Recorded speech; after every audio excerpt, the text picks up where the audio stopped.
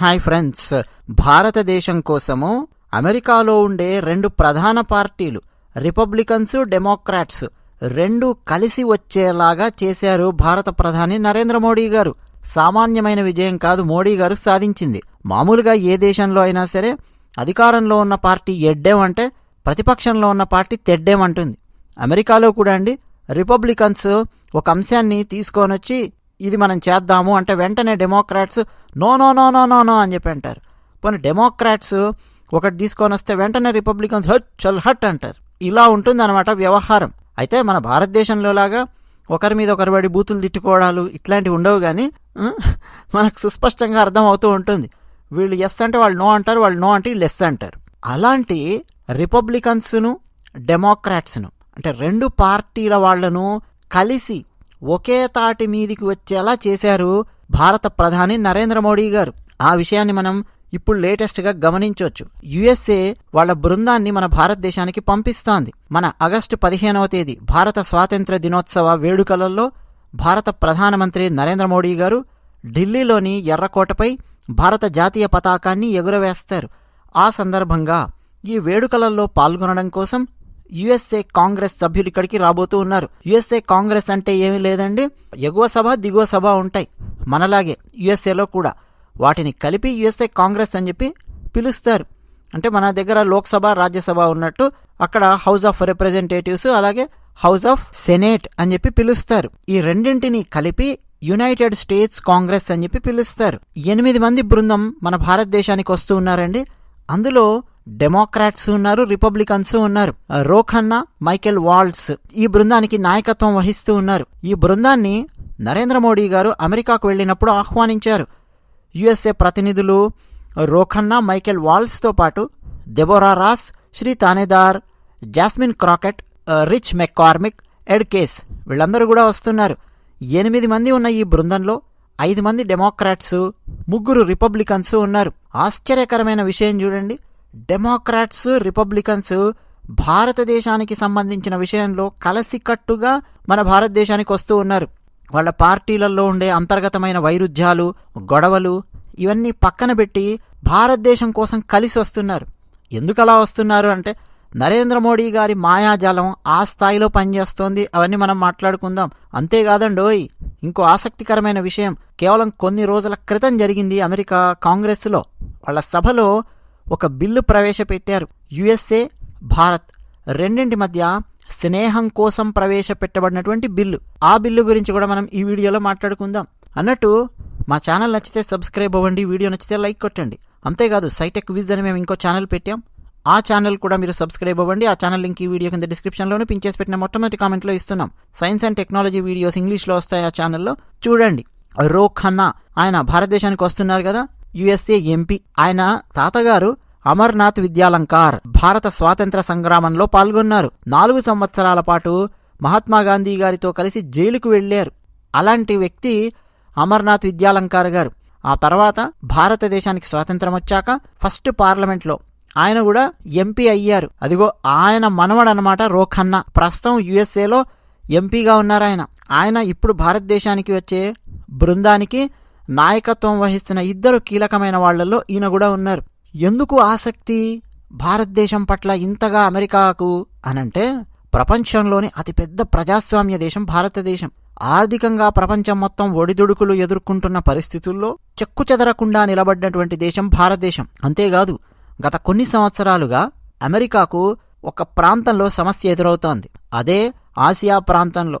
ముఖ్యంగా మన భారతదేశం పైనే ఉన్న ఎర్రచొక్కా భూబకాసుర దేశం నుంచి సమస్యలు ఎదురవుతున్నాయి. భవిష్యత్తులో సూపర్ పవర్గా అది ఎదిగిపోయి అమెరికాకు సమస్య వచ్చే సూచనలు సుస్పష్టంగా అమెరికాకు కనిపిస్తూనే అర్థమైపోయింది వాళ్ళు. అందుకని చెప్పి ఆసియాలో ఒక బలమైన ప్రజాస్వామ్య దేశం వాళ్ళకి కావాలి. భారతదేశం వాళ్ళకి కనిపించింది.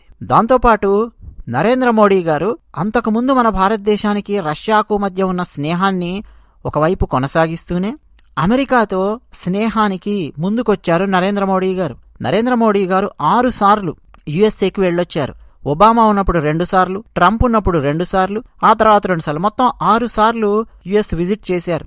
మొన్న మధ్య జూన్లో యుఎస్ఏకి వెళ్ళినప్పుడు కూడా స్టేట్ విజిట్కి వెళ్ళారు. అంటే అమెరికా అధ్యక్షుడు జో బైడెన్ ఆహ్వానం మేరకు నరేంద్ర మోడీ గారు అమెరికాలో పర్యటించారు. ఆ సందర్భంగా నరేంద్ర మోడీ గారు ఇచ్చినటువంటి ఉపన్యాసం గాని, ఆయన ఇచ్చినటువంటి సూచనలు గాని, ఆయన మాట్లాడినటువంటి మాటలు గాని అమెరికా కాంగ్రెస్ వాళ్లకు చాలా చాలా సంతోషాన్ని కలిగించాయి. 21వ శతాబ్దంలో భారత్ యుఎస్ఏ సంబంధాలు కొత్త పుంతలు తొక్కడానికి నరేంద్ర మోడీ చాలా చాలా సహాయం చేస్తున్నారు, ముందుకొస్తున్నారు అన్న విషయం వాళ్ళకి అర్థమైపోయింది. భారత్ లాంటి బలమైన దేశము ఇప్పుడు యుఎస్ఏకు కావాలి, యుఎస్ఏకు స్నేహం కావాలి. ఏషియాలో అండి ఎర్రచొక్క భూబకాసుర దేశాన్ని ఎదుర్కోవాలంటే భారత్ లాంటి దేశం కావాలి. యుఎస్ఏ కాంగ్రెస్ లో ఉన్నటువంటి రోకన్న, ఆయన కాలిఫోర్నియాకు చెందినటువంటి వారు, మిచిగాన్ స్టేట్కు చెందిన ఎంపీ శ్రీ తానేదార్, ఆయన గురించి మనం ఇక్కడ ప్రత్యేకంగా మాట్లాడుకోవాలి. ఈయన అండి యుఎస్ఏ కాంగ్రెస్ లో తీర్మానం పెట్టారు, అంటే వాళ్ళ పార్లమెంట్ లో తీర్మానం పెట్టారు కొన్ని రోజుల క్రితమే. ఏంటి ఆ తీర్మానం అంటే, యుఎస్ హౌస్ ఆగస్టు 15వ తేదీని నేషనల్ డే ఆఫ్ సెలబ్రేషన్ అని డిక్లేర్ చెయ్యాలి అని తీర్మానం పెట్టారు. ఎందుకు ఈ తీర్మానం పెట్టారీనా అనంటే, భారతదేశము అమెరికా స్నేహంగా ఉన్నాయి అని చెప్పి ఏదో మాటల్లో చెప్పడం కాదు. భారత స్వాతంత్ర దినం ఆగస్టు 15వ తేదీ, దాన్ని మనం నేషనల్ డే ఆఫ్ సెలబ్రేషన్ గా డిక్లేర్ చేయాలి. అలా గనక డిక్లేర్ చేస్తే యుఎస్ఏకు భారత్కు మధ్య స్నేహ సంబంధాలు ఉన్నాయి అన్న విషయంలో మన అమెరికా అన్నది ఒక అడుగు ముందుకు వేసినట్టు అవుతుంది అన్నది ఆయన చెప్తూ ఉన్నారు. రెండోది, డెమోక్రటిక్ కంట్రీస్ రెండూ కూడా, ఈ రెండు ప్రజాస్వామ్య దేశాలు, పెద్ద పెద్ద దేశాల మధ్య స్నేహాన్ని సెలబ్రేట్ చేసుకోవడానికి ఒక వేడుకలాగా ఆగస్టు 15వ తేదీ మనకు ఉపయోగపడుతుంది. సో ఆగస్టు 15ను వేడుక తేదీగా ప్రకటించండి అమెరికాలో అని చెప్పి చెప్తూ ఉన్నారు.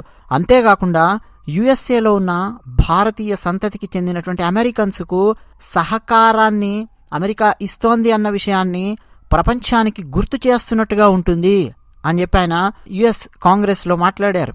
అంతేకాకుండా యుఎస్ అండ్ ఇండియా మధ్య బలమైన ఫ్రెండ్షిప్ ఉంది అన్న విషయం మొత్తం ప్రపంచానికి ఒక సూచన వెళ్ళినట్టు అవుతుంది అని చెప్పి ఆయన మాట్లాడారు. జస్ట్ కొన్ని రోజుల క్రితం అండి యుఎస్ కాంగ్రెస్ లో ఆయన మాట్లాడుతున్న స్పీచ్ అదంతా కూడా నేను విన్నాను. నరేంద్ర మోడీ గారి గొప్పతనం ఏంటంటే అండి, మామూలుగా యుఎస్ఏకు రష్యాకు పడదు. సంవత్సరాల తరబడి రెండు దేశాల మధ్య ప్రచ్ఛన్న యుద్ధం కొనసాగింది. రష్యా అన్నది కమ్యూనిస్టు సిద్ధాంతాల మీద నిర్మితమయ్యింది. సరే, ఆ తర్వాత అది అటర్ ఫ్లాప్ అయిపోయింది, ముక్కలు ముక్కలు అయిపోయింది 90 వచ్చేసరికి. అమెరికా అనేది క్యాపిటలిస్టు సిద్ధాంతం మీద ఆధారపడి ఉంది. ఓకే, అమెరికా అన్నది సక్సెస్తో ముందుకు దూసుకొని వెళ్ళింది. రెండూ కూడా ఉప్పు నిప్పు అన్నట్టుగా ఉంటాయి.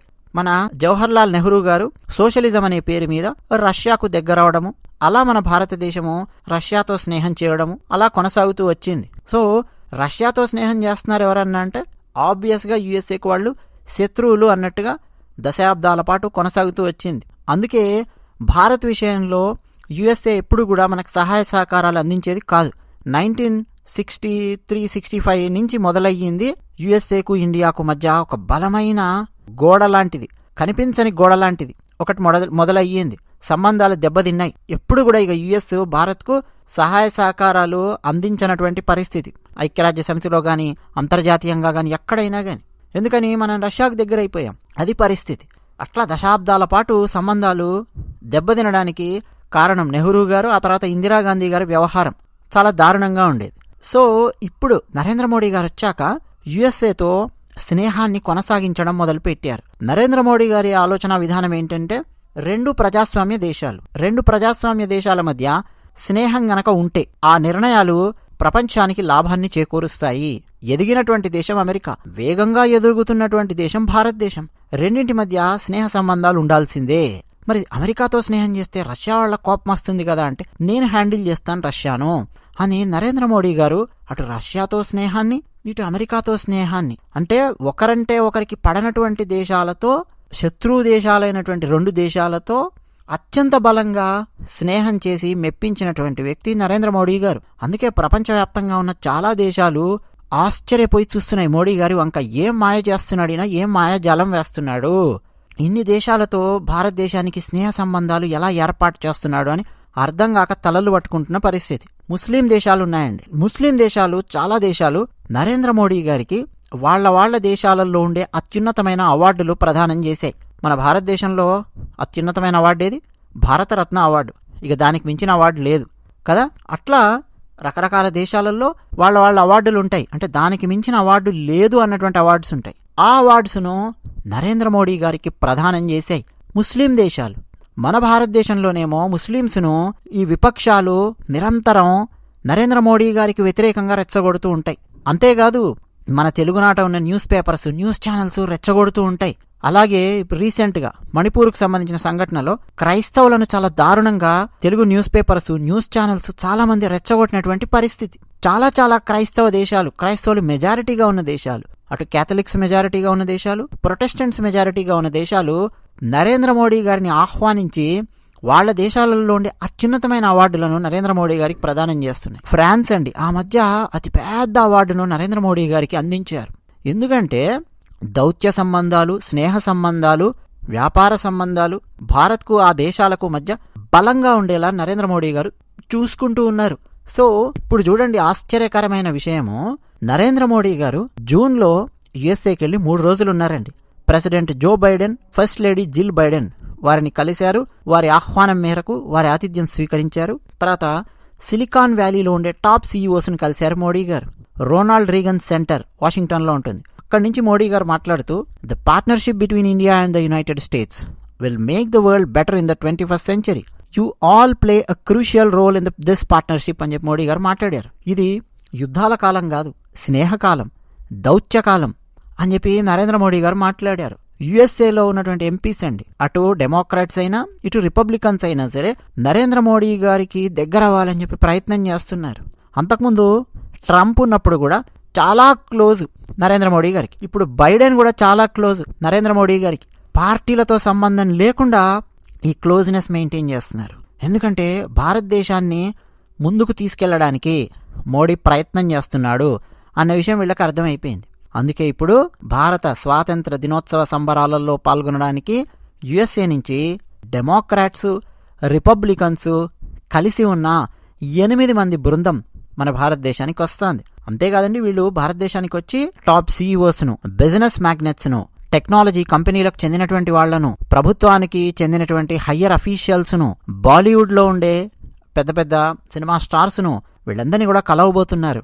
ముంబైకి వస్తుంది ఈ బృందము, హైదరాబాదుకు వచ్చే అవకాశాలు ఎక్కువగా ఉన్నాయి. ఢిల్లీకి ఆబ్వియస్గా వెళతారు, రాజ్ ఘాట్కు వెళతారు, మహాత్మాగాంధీ గారి మెమోరియల్ అక్కడికి వెళ్తారు, నరేంద్ర మోడీ గారి ఆతిథ్యం స్వీకరిస్తారు. ఇవన్నీ కూడా వీళ్ళు చేయబోతున్నారు. డెమోక్రాట్స్, రిపబ్లికన్స్ కలిసి వస్తూ ఉన్నారు. అది నరేంద్ర మోడీ గారి మాయాజాలము, ఆయన చేసినటువంటి దౌత్యంలోని విజయము. సో రేపు యుఎస్ఏలో భవిష్యత్తులో డెమోక్రాట్స్ ఉన్నా రిపబ్లికన్స్ ఉన్నా ఎవరున్నా సరే భారతదేశానికి పాజిటివ్గా నిర్ణయాలు తీసుకోవాల్సిందే అన్న బలమైన మార్పు నరేంద్ర మోడీ గారి వల్ల ప్రస్తుతం కనిపిస్తోంది. ఇది భారతదేశం పక్కనే ఉన్న దాయాది దేశము, ఆకుపచ్చ దేశము పక్కనే మనకుంది కదా, పక్కలో బల్లెంలాగా. ఆ దేశానికి ఎంత కడుపు మంట వచ్చేసిందంటే వారం రోజుల క్రితము వాళ్ళ దేశానికి చెందిన అఫీషియల్ ఛానల్స్లో, న్యూస్ ఛానల్స్లో ఉర్దూలో న్యూస్ వచ్చింది, చూశాను నేను. లబోదిబో అని చెప్పి మొత్తుకుంటూ ఉన్నారు. అంతకుముందు డెమోక్రాట్స్ ఉన్నప్పుడు కొంచెం పాకిస్తాన్ వంక క్లోజ్గా ఉండేవాళ్ళు, రిపబ్లికన్స్ ఉన్నా కానీ కొన్నిసార్లు ఏం చేసేవాళ్ళు అంటే పాకిస్తాన్కు అమెరికాకు ఉన్నటువంటి పాత స్నేహం వల్ల ఆ క్లోజ్నెస్ మెయింటైన్ చేయక తప్పేది కాదు, అవన్నీ ఉండేవి. కానీ ఇప్పుడు ఏమైపోయిందంటే భారతదేశానికి క్లోజ్ అవ్వాలని చెప్పి ప్రయత్నం చేస్తున్నారు. పాకిస్తాన్ ఏమో అడుగు తినే పరిస్థితికి వెళ్ళింది, భారతదేశం ఏమో అప్రతిహతంగా ముందుకు దూసుకెళ్తోంది ఆర్థికంగా. సో భారతదేశంతో స్నేహం చేయడానికి ఉవ్విళ్ళూరుతోంది అమెరికా అని చెప్పడానికి ఇవన్నీ కూడా ఉదాహరణలు. అయితే ఆగస్టు 15వ తేదీని అమెరికాలో వేడుకల దినంగా ప్రకటించాలి, మనం చట్టం చేయాలి అని చెప్పి అమెరికా పార్లమెంటులో బిల్లు పెడితే అది బహుశా వచ్చే సంవత్సరం వరకు అప్రూవ్ అవ్వచ్చు. బహుశా వచ్చే సంవత్సరం ఆగస్టు 15వ తేదీ నుంచి అమెరికాలో వేడుకల తేదీగా ప్రకటించే ఛాన్స్ ఉంది. అది నేను ఊహిస్తూ ఉన్నాను.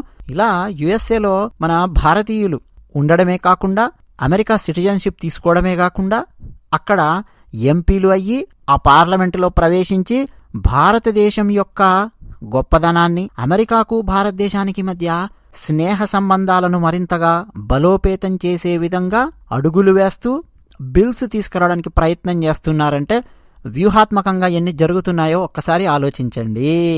ఒకప్పట్లాగా బ్రెయిన్ డ్రైన్, వేరే దేశానికి వెళ్ళారు, భారతదేశాన్ని వదిలిపెట్టి వేరే దేశానికి వెళ్తారు.